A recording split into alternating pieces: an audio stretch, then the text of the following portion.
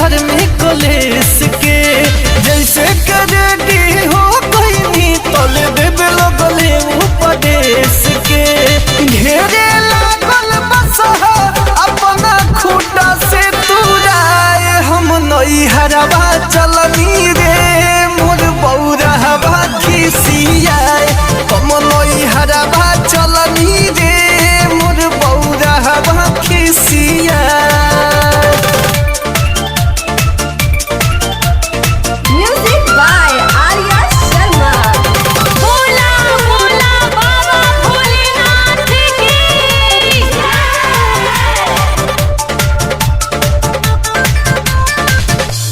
मायरे पहाड़ावा पो बैठी पथरावा पा ताजा गजा मलवा लोगोले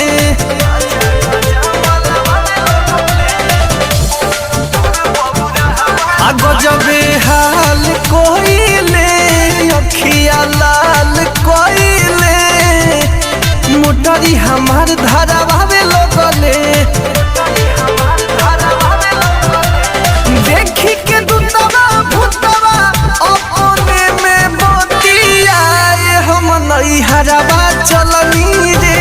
मोर बौरहवा खिसियाए हम नई हरवा चलनी रे मोर बौरहवा खिसियाए।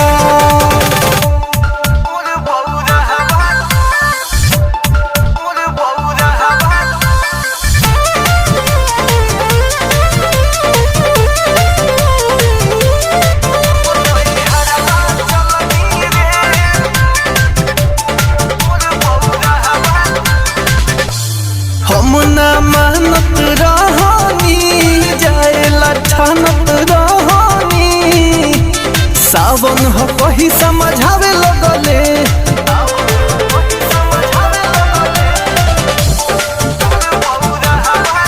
नाही आदर होई हो गुस्सा तोहर फादर होई हो हमके भुला डेरावे लगले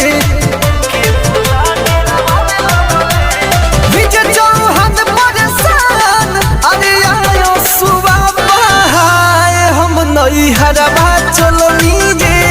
मोर बौरहवा खिसियाए हम नई हरवा चलनी रे मोर बौरहवा खिसियाए।